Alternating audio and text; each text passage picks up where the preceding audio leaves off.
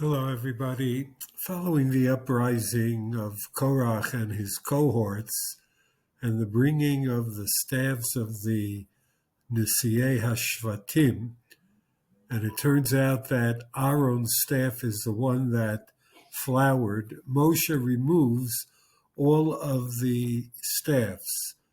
And then Hashem commands Moshe, Vayomer Hashem o Moshe, Hashevet Matei Aharon Lefnei Ha'idut L'Mishmeret.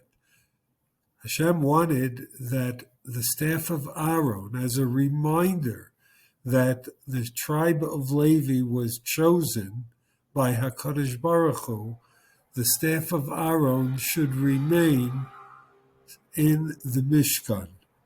Vayas Moshe kasher tziva Hashem oto kein asa. And so Moshe did as God commanded and returned the staff of Aaron to the Mishkan. The Netziv makes an interesting observation.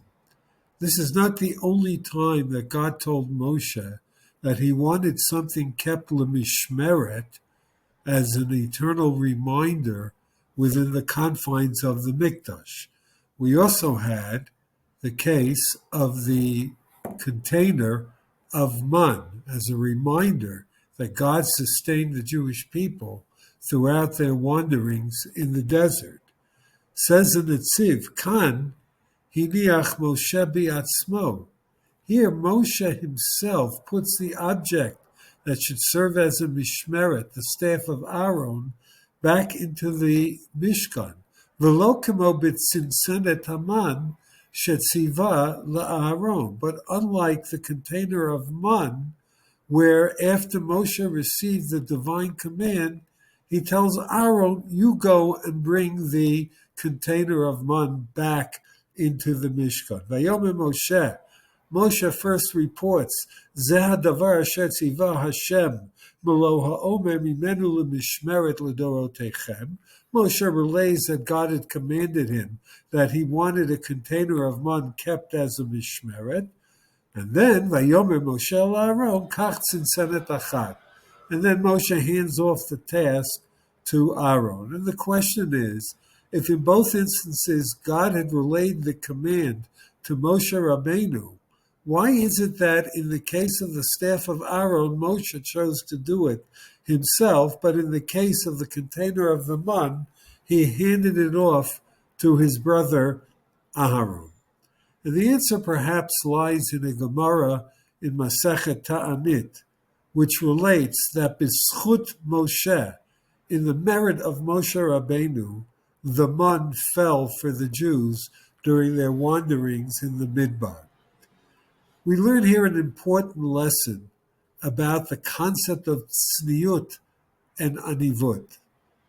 Moshe Rabbeinu knew that the tzniut of man, which was to remind the Jewish people eternally of this tremendous miracle, would reflect, however which way, on Moshe's sense of standing as well, because the man fell in the schus of Moshe. And Moshe was not interested in promoting himself. Hashem wanted the man kept as a reminder, and so Moshe passed it off to Aaron, you do it. I don't want to have a direct hand in perpetuating something that glorifies my role in the history of Am Yisrael. In the case of the staff of Aaron, where the chosenness of Aaron and his family to serve as Kohanim in the sanctuary is what's reflected by preserving the staff of Aaron in the Mishkan, to that Moshe Rabbeinu had no problem. There was no self-aggrandizement, and therefore, after the divine command to place it, the staff, in Mishmeret, in the Mishkan, Moshe gladly did it himself. This lesson is perhaps extremely relevant in the modern era where so many people, in one way or another, try the tactic of self-aggrandizement to let people know how wonderful they are, how great they are. And we really need to take the lesson from Moshe Rabbeinu, who elsewhere is lauded in the Torah as being anav ma'od. Here is the case in point. He doesn't want the glory. He doesn't want the spotlight on himself. All he wants to do is to ensure that the will of God is fulfilled and to be a loyal steward and shepherd of the Jewish people.